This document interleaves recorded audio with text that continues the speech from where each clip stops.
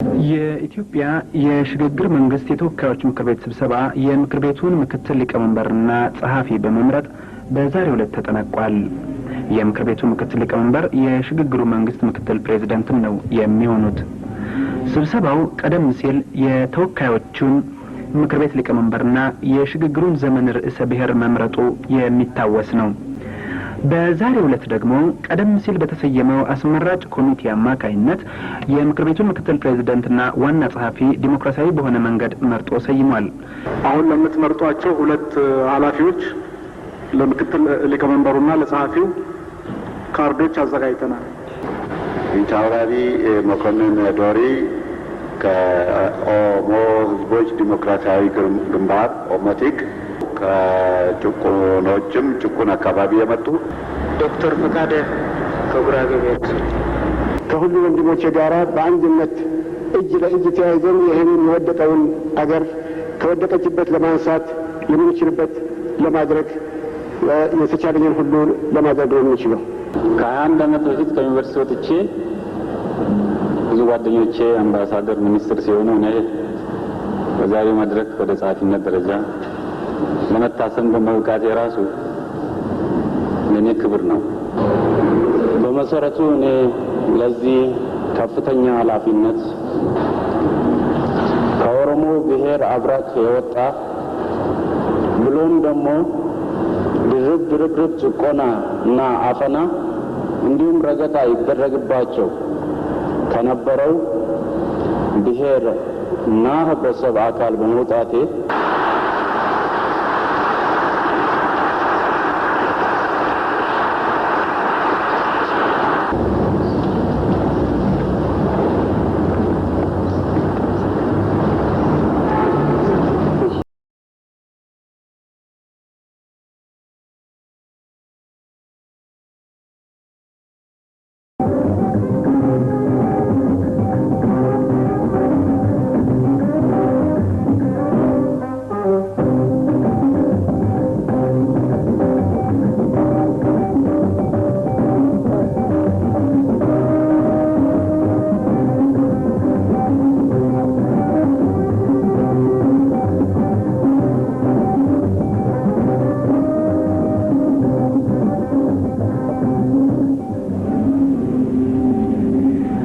የኢትዮጵያ የሽግግር መንግስት የተወካዮች ምክር ቤት ስብሰባ የምክር ቤቱን ምክትል ሊቀመንበርና ጸሐፊ በመምረጥ በዛሬው ዕለት ተጠናቋል። የምክር ቤቱ ምክትል ሊቀመንበር የሽግግሩ መንግስት ምክትል ፕሬዝዳንትም ነው የሚሆኑት። ስብሰባው ቀደም ሲል የተወካዮቹን ምክር ቤት ሊቀመንበርና የሽግግሩን ዘመን ርዕሰ ብሔር መምረጡ የሚታወስ ነው። በትናንትናው ዕለት የሁለተኛ ቀን ውሎው ደግሞ በምክር ቤቱ የውስጥ ደንብ ላይ በስፋት በመነጋገር ያጸደቀ ሲሆን የተወካዮች ምክር ቤት ስብሰባዎችን ደንብና የስብሰባ ስርዓት ያጸደቀውም ይህንኑ በተመለከተ በቀረበው ረቂቅ ላይ ማሻሻያዎችን ጭምር በማከል ነው። የምክር ቤቱን ኃላፊነት በተፋጠነ ሂደት በስራ ላይ ለማዋልም መሰረትን አመቻችቷል። በዛሬው ዕለት ደግሞ ቀደም ሲል በተሰየመው አስመራጭ ኮሚቴ አማካይነት የምክር ቤቱን ምክትል ፕሬዝዳንትና ዋና ጸሐፊ ዲሞክራሲያዊ በሆነ መንገድ መርጦ ሰይሟል። በምርጫው ስነ ስርዓት ላይ ለምክትል ፕሬዝዳንትነት የቀረቡት 3 እጩዎች ናቸው። አሁን ለምትመርጧቸው ሁለት ኃላፊዎች ለምክትል ሊቀመንበሩና ለጸሐፊው ካርዶች አዘጋጅተናል። ለእያንዳንዱ ኃላፊዎች ምክትል ሊቀመንበሩ ለጸሐፊው ትላንት ባስቀመጥነው ስነ ስርዓት መሰረት 3 እጩዎች ይቀርቡና እያንዳንዱ እጩዎች ቢያንስ 26 ሰው ደጋፊዎች ወይም የቤቱን 1/3 ደጋፊዎች ካገኙ በእጩነት እንቀበላለን። ከዛ በኋላ ካርዶቹ ይሰጡና አሁን በፕሮክሲ በተባለው ስርዓት መሰረትም ለእያንዳንዱ ድርጅት በተሰጠው የውክልና ኃላፊነት ካርዶቹ ተሰጥተው የእያንዳንዱ ድርጅት ተወካዮች እየሄዱ ካርዳቸውን ያስቀምጣሉ። ለምክር ቤቱ ምክትል ሊቀመንበርነት ሊመረጥ ይገባዋል እጩነት የምትሉ ጥቆማ እንቀበላለን። አሁን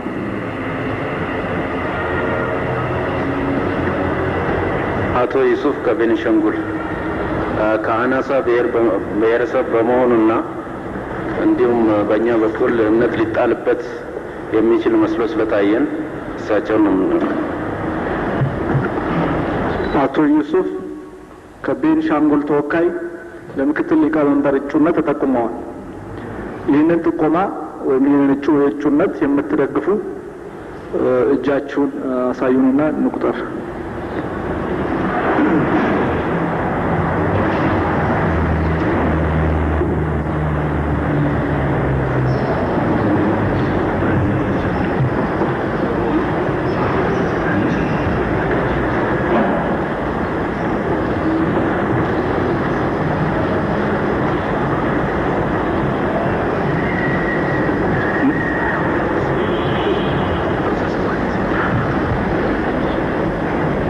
የአቶ ዩሱፍ እጩነት በ57 ሰዎች ተደግፏል። ስለዚህ በእጩነት ይቀመጣሉ። ሌላ ጥቆማ? አመሰግናለሁ። ፊታውራሪ መኮንን ዶሪ ከኦሞ ህዝቦች ዲሞክራሲያዊ ግንባር ኦሞቲክ ቅድም በተባለው አይነት ነገር የሚሄድ ነው። ከጭቁኖችም ጭቁን አካባቢ የመጡ ከጠረፉ አካባቢ የመጡ ስለሆነ ለሚመረጡ ምናልባት አዲስ ፕሬሲደንትም ያመጣል ብለን ስለምንገምት ነው። አመሰግናለሁ። አቶ መኮንን ዶሪ ከኦሞቲክ ተወካይ በእጩነት ቀርበዋል። የእሳቸውን እጩነት የምትደግፉ?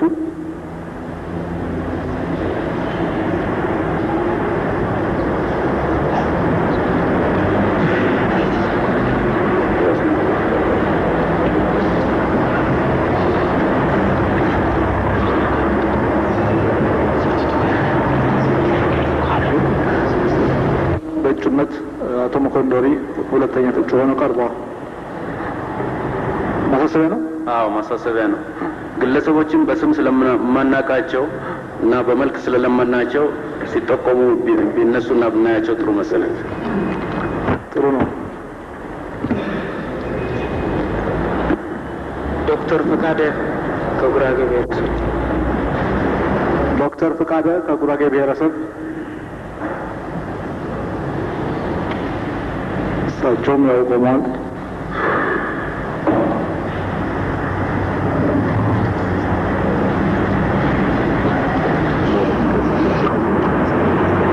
አስፈላጊው 26 ሰው በላይ ድጋፍ ስላገኙ በእጩነት ዶክተር ፈቃደን ተቀብለናል። እነዚህ ሶስት እጩዎች ለምክር ቤቱ ምክትል ሊቀመንበርነት የቀረቡ ስለሆነ ቤቱ አሁን ለምንሰጠው የምክትል ሊቀመንበር ካርድ በየድርጅታችሁ መጥታችሁ ከተረከባችሁ በኋላ እያንዳንዱ እጩ አጭር መግለጫ ሰጥቶ ከዛ በኋላ ወደ እንትም እንሄዳለን፣ ወደ ድምጽ መስጠቱን እንሄዳለን። አሁን እያንዳንዱ ድርጅት ተወካዮች ካርዳችሁ የምትወስዱ ከዚህ እንትላለን። አገሬ አንድ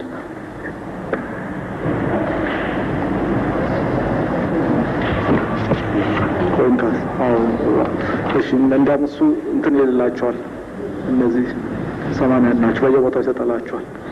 እነዚህ ታላቅ ኃላፊነት ለምን እጩነቱን እንደተቀበሉና ለምንም እንደሚወዳደሩ የግል ሀሳባቸውንና አስተያየታቸውን እንዲገልጹልን መድረኩን ልክፈትና ውይይታችንን በዛው እንቀጥላለን።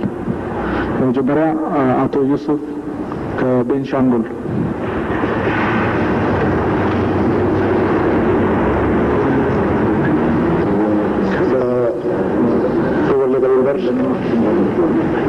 ክቡራን የስራ ጓደኞች፣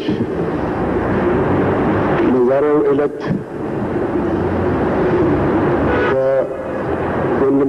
ከወንድሞቼ ለዚሁ ለከፍተኛ ኃላፊነት በመታጨት ይህ በእውነቱ ከፍተኛ ክብር እኔ ለራሴ ይሸከማለሁ ብዬ ከማስበው በላይ እንደተሰጠኝ አድርጌ ነው ቆጥረው እና ከፍተኛ ምስጋና አቀርባለሁ። ከሁሉ በፊት በአሁኑ የሽግግሩ ጊዜ ኢትዮጵያ ያለችበት ሁኔታ ብዙ የኢትዮጵያ ሕዝብ ብዙ የዓለም ሕዝብ አይኑ ወደ ኢትዮጵያ በማድረግ በመደረግ ላይ ያለውን ነገር ምን እንደሆነ እንዴት እንደሆነ ለማወቅ በጉጉት ነው የምጠብቀው እና ከቤኒሻንጉል ሕዝብ ለእንደዚህ ያለ መድረክ አንድ ሰው ታጭቶ ለእንደዚህ ያለ ዓላማ እንዲቆም ማድረግ ራሱ በእውነቱ በኢትዮጵያ ላይ የሰፈነው ዴሞክራሲ ምን እንደሆነ ለዓለም ሕዝብ በጠቅላላ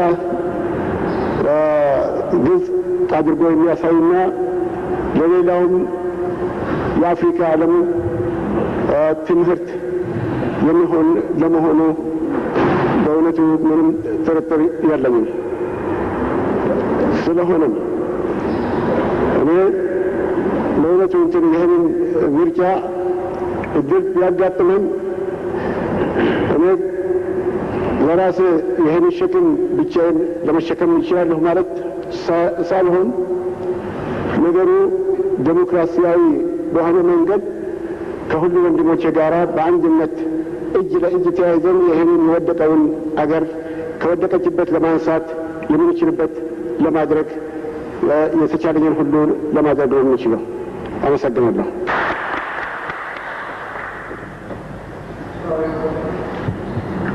በእውነቱ እዚች መድረክ ላይ ተገኝቼ በእጩነት ስለመቅረቤ አስተያየትን እንዲገልጽ እድል ስላጋጠመኝ ቤቱን እንዳመሰግን በቅድሚያ እንዲፈቀድልኝ እለምናለሁ። የኢትዮጵያ ደቡብ የጭቆና ክልል ተብሎ የሚታወቅ ነው።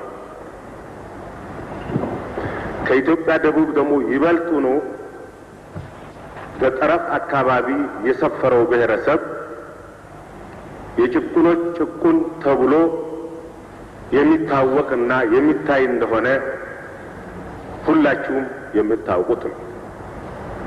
በቻርተራችን ላይ ተጥለው ለቆዩ ክልሎች የሚለው አንቀጽ የሚሰራው በትክክል በዚህ ክልል ነው።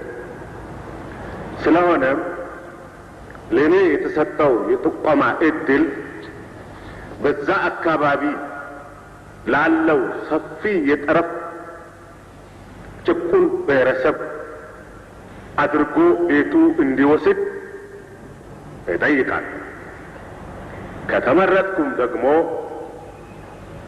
ለቤቱም ሆነ ለፕሬዚደንቱ ለቻርቱ ፍጹም ታማኝ ሆኜ የብሔረሰቦችን የጠረፉን ብሔረሰቦች ብቻ ሳይሆን የጭቁኖችን ብቻ ሳይሆን ለኢትዮጵያ ሕዝብ በቅንነት እንደማገለግልና ለማገልገልም በኢትዮጵያ እድገት ደረጃ ልክ በቂ ችሎታ አለኝ ባይ ነኝ፣ ቅንነት ሲጨመርበት። ስለሆነም ቤቱ ቢመርጠኝ ከእኔ የሚፈለገው ሁሉ በታማኝነት ስለምፈጽም ቤቱ ይህንን እድል እንዲሰጠኝ ከፍ ባለ ትሕትና እጠይቃለሁ። ክቡር ፕሬዝዳንት፣ ክቡራን የሥራ ጓደኞቼ፣ ቤቱ ለዚህ ለታላቅ ስራ ለምርጫ ሲያቀርበኝ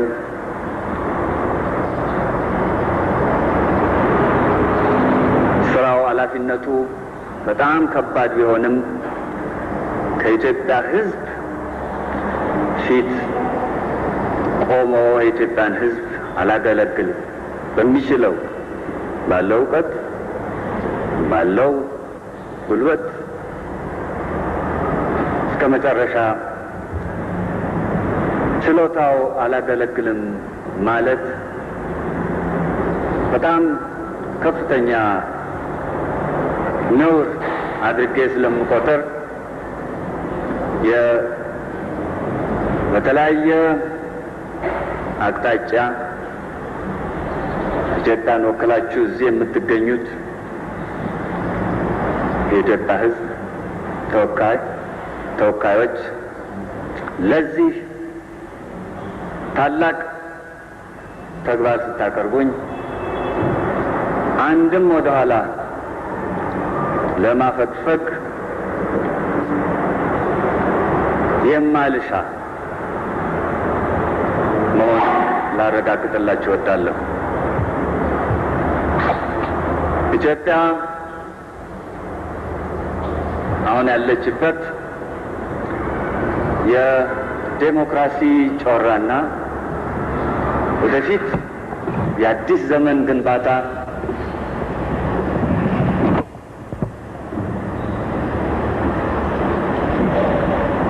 ብዙ ምልክቶች የሚታዩበት ወቅት እንደመሆኑ መጠን እያንዳንዱ ሰው እኔም ለዚህ ቦታ ብመረጥ በታታሪነት፣ በቅንነት፣ በታማኝነት ባለው ኃይሌ ሁሉ የምሰራ መሆኑን ላረጋግጥ እወዳለሁ። ኢትዮጵያን በአሁኑ ወቅት እያንዳንዱ ሰው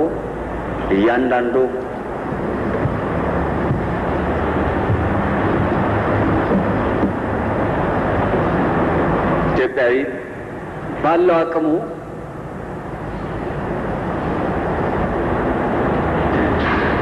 ቢንቀሳቀስ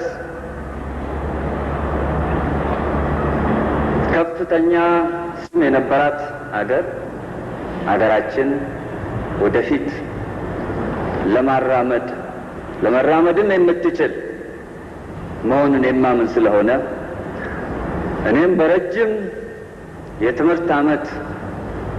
የትምህርትና የሥራ ዘመን ያካበትኩት እውቀቴን በተለይም በውጭ ሀገር መማር ብቻ ሳይሆን የኢትዮጵያን ሕዝብ ባህልና እንዲሁም በማስተምረው ትምህርት አሁን ወደ ደረስንበት ወደ ባህላዊ ማህበራዊ ፕሉራሊዝም ወይም ልዩነታችንና አንድነታችንን አጣጥመን የኢትዮጵያ ሕዝብ በፍቅር፣ በአንድነት፣ በትብብር የሚኖርበትን ወደፊት የሚንቀሳቀስ ሕዝብ ለመፍጠር በዚህ ሂደት አስተዋጽኦ ለማድረግ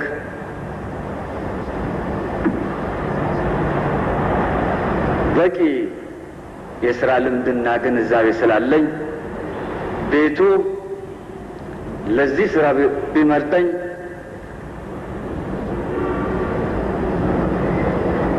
በታላቅ ትጋትና ትህትና፣ ቅንነት የማገለግል መሆኔን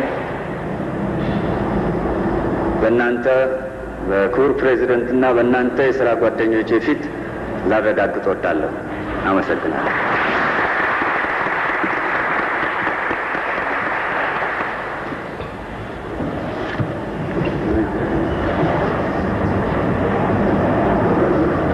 አንድ የቀረው የዩኒቨርሲቲ ተወካይ በስተቀር ለሁሉም የምርጫ ካርዶች ተሰጥተዋል። በስም በአልፋቤቲካል ኦርደሩ መሰረት ቅደም ተከተሉን ይዛችሁ እዛኛው ክፍል ካርዳችሁን እንድታስቀምጡ እንጠይቃለን። መጀመሪያ አደሬ፣ ከዛ የለፍ፣ ከዛ ቤንሻንጉል፣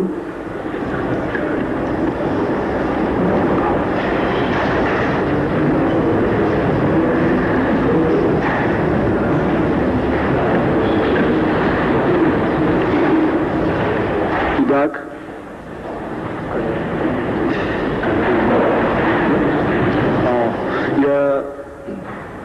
ስለ ክለቡ አልነገርናችሁም። እዛ ያስቀመጥነው ቦክስ ላዩ ላይ ስማችሁ የእጩዎቹ ስም ተጽፎበታል።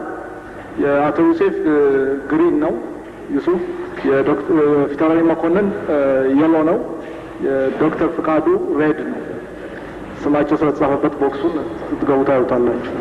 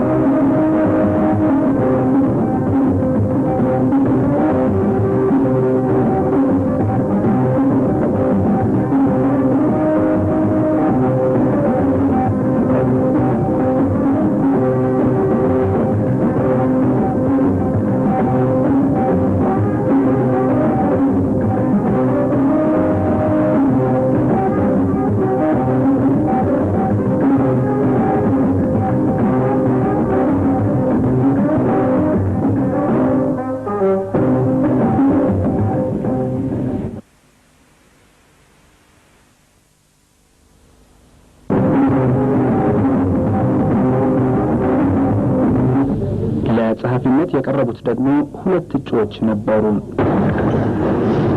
እሺ ወደ ምክር ቤቱ ጸሐፊ ምርጫ ካርድ እንሄዳለን። አሁንም 80 ለእያንዳንዱ ድርጅት ቅድም እንዳደረግነው ዲስትሪቢዩት እናደርጋለን።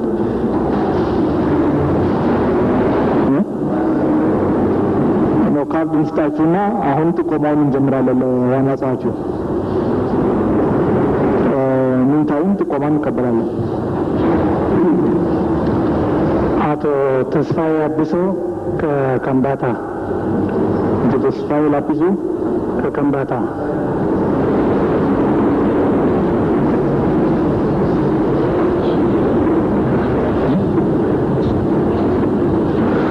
አቶ ተስፋዬ ሀፒሶን ከከምባታ የምትሉ ይህንን ጭነት የምትደግፉ እጃችሁን አውጡልን። በቂ ነው። መቁጠርም አያስፈልገውም። አስፈላጊውን 1/3 የሚያሟላ ነው። ስለዚህ አቶ ተስፋዬን በእጩነት ተቀብለናል። ሌላ ጥቆማ በምክር ቤቱ ዋና ጸሐፊነት ሌላ ጥቆማ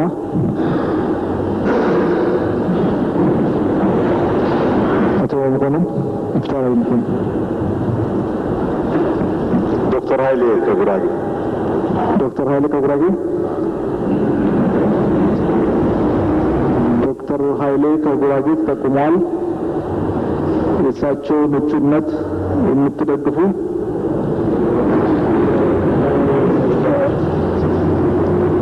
ዶክተር ኃይሌ እስቲ ቆይ ራሳቸው ነገር ፈልጉት ነገር አለ።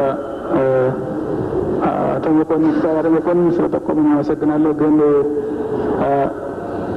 ጥቆማውን ላለመቀበል ወስኛለሁ። አመሰግናለሁ። እሺ ጥቆማውን አልተቀበሉትም። ሌላ ጥቆማ ለምክር ቤቱ ዋና ጸሐፊነት እቀበላለሁ።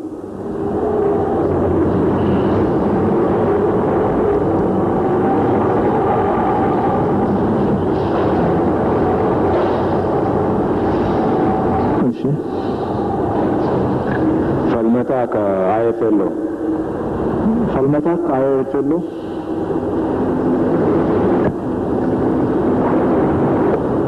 አቶ ፈልመታን ከአይኤፍኤል ጥቆማቸውን የምትቀበሉ አድርጊ በሉና አንድ ጊዜ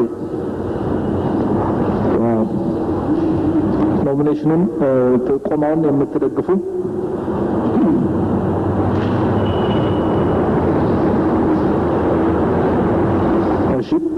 ፈልመታ በአስፈላጊውን 1/3 ድጋፍ አግኝተዋል።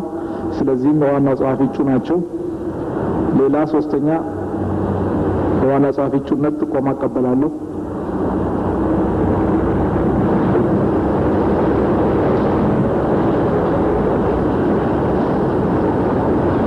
ቤቱ በእጩነት ያቀረባቸው ሁለት እጩዎች ነው የሚመስለው።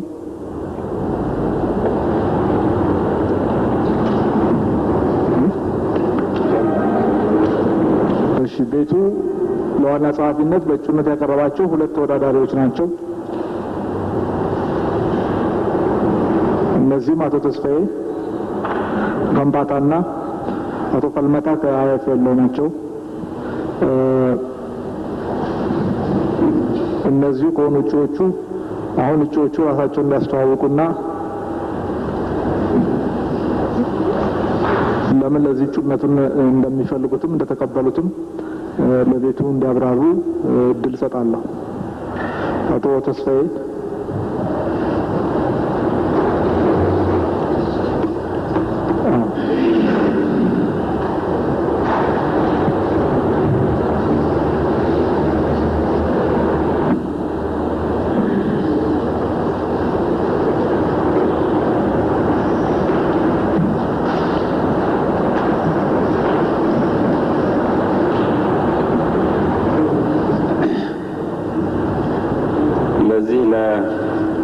ለምክር ቤቱ ጸሐፊነት በእጩነት እንድቀርብ ስሜ ስለተጠራ በጣም አመሰግናለሁ። ብዙ ስሜታዊ የሆኑ ንግግሮችን ለማድረግም አልፈልግም። ከ21 ዓመት በፊት ከዩኒቨርሲቲ ወጥቼ ብዙ ጓደኞቼ አምባሳደር፣ ሚኒስትር ሲሆኑ እኔ በዛሬው መድረክ ወደ ጸሐፊነት ደረጃ ለመታሰብ በመብቃቴ ራሱ ለኔ ክብር ነው። አንድ የማስታውሰው አለ። እኔ ራሴን ለመግለጽ የራሴን ማንነት ኮርቼ ለመናገር በማፍርበት ወቅት ለኔ ብለው ሲታገሉ የኖሩ ጓደኞቼ ዩኒቨርሲቲ መድረክ ከነበሩት አንዱ ዋለልኝ መኮንን ነበር። እሱና እሱን የመሳሰሉት ከ20 ዓመት በፊት ህይወታቸውን እኔ እዚህ እንድመጣ መንገድ ለመጥረግ ሰውተዋል።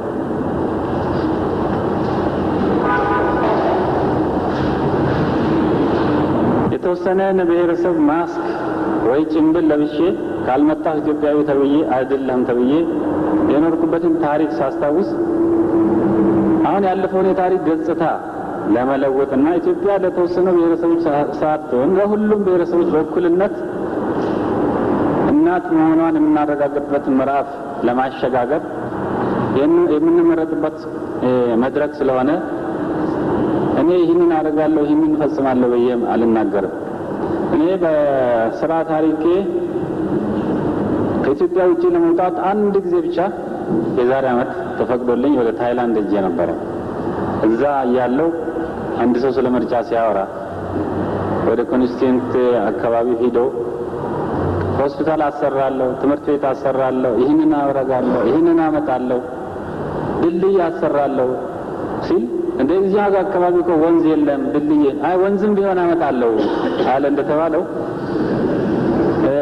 ጸሐፊ ሆኜ በመመረጤ ይህንን አረጋለሁ ይህንን አረጋለሁ ብዬ የምለው የለኝም። ነገር ግን ይቺ የሽግግር መንግስት እውነትም የሽግግር መንግስት ሆና ለህዝባዊ መንግስት እውነታ አንድ አስተዋጽኦ ለማድረግ ብችል ብቻዬን የምሰራው ነገር የለም። ለዚህ ዓላማ ከቆሙት ኃይሎች ጋር ተባብሬ 24 ሰዓትን በውሰርቼ አንድ አይነት አስተዋጽኦ ተስፋ ያድሰው የሚባል ከምባታ አርጓል የሚል አስመዝግቤ ባልፍ ለኔ 100% አቺቭመንት ብዬ አምናለሁ። አመሰግናለሁ።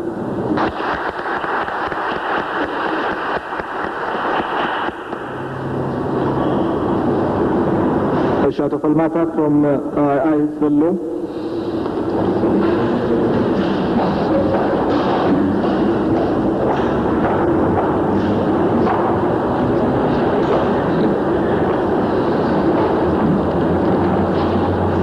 አመሰግናለሁ።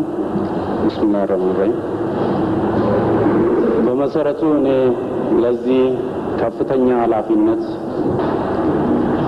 ከኦሮሞ ብሔር አብራክ የወጣ ብሎም ደግሞ ድርብ ጭቆና እና አፈና እንዲሁም ረገጣ ይደረግባቸው ከነበረው ብሔር እና ህብረተሰብ አካል በመውጣቴ እና ለዚህ የከፍተኛ ኃላፊነት እጩነት በመብቃቴ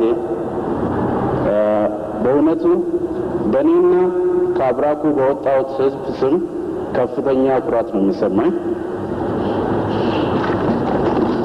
በዚህ አጋጣሚ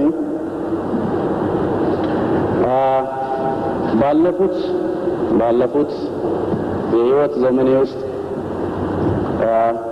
ብዙም ባላጋነን በትምህርት ዓለም እንደምታውቁት ሁሉ በሚገባ ተከታትዬ ለማጠናቀቅ ባልችልም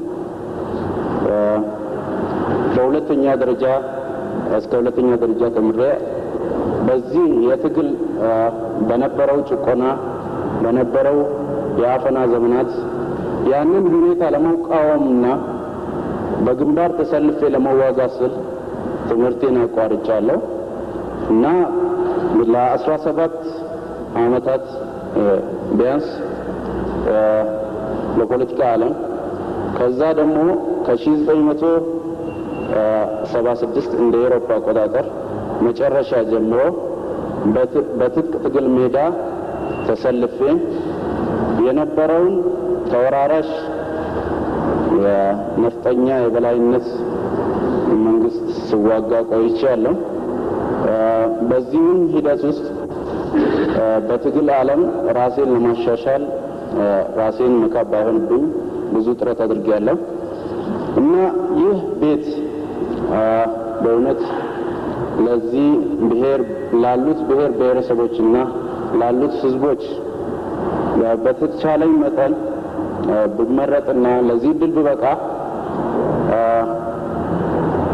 ከምችለው በላይ ሳይሆን የምችለውን ካሉት ወንድማሞቾቼ ጋር በመተባበር ለማድረግ የሚችለውን ሁሉ ይህን ህዝብ ከአዘቅት ውስጥ ለማውጣትና በዚህ የሽግግር ወቅት የሚቻለውን ሁሉ ለማድረግ ዝግጁ መሆኔን በአጭሩ ለማስገንዘብ እወዳለሁ። አመሰግናለሁ።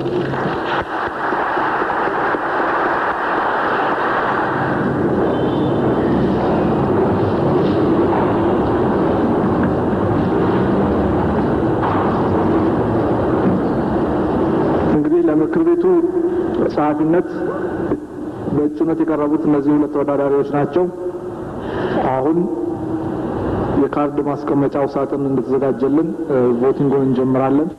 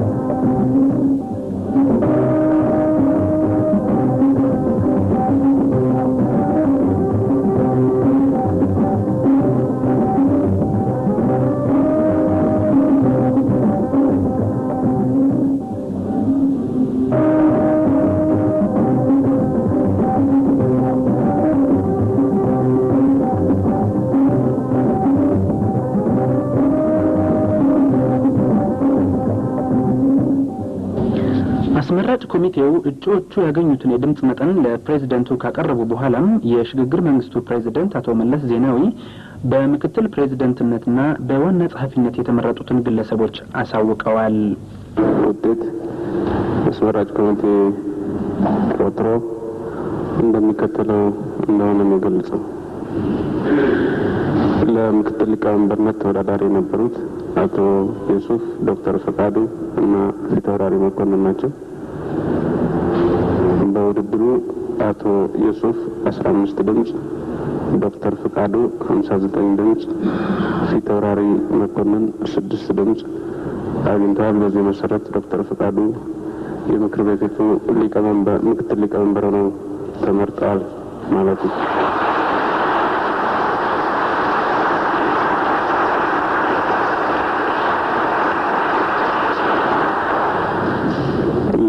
ለጸሐፊነት የተወዳደሩት 2 ነበሩ፣ አቶ ፈለንታ እና አቶ ተስፋዬ። በውድድሩ አቶ ፈለንታ 10፣ አቶ ተስፋዬ 67 ሲያገኙ 3 ሰዎች ደግሞ ምርጫ ካርዳቸውን ባዶ ሳጥን ውስጥ ከተዋል። ስለዚህ የነሱ ከቁጥር ውጭ ሆኗል እና 10 ለአቶ ፈለንታ 67 ለአቶ ተስፋዬ በሆነ ድምጽ አቶ ተስፋዬ የምክር ቤቱ ጸሐፊ ሆነው ተመርጠዋል ማለት ነው።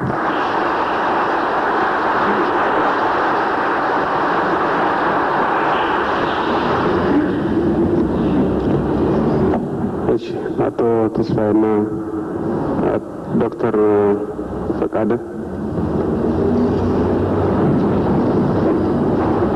እዚህ መጣችሁ ቦታችሁን ያዙ።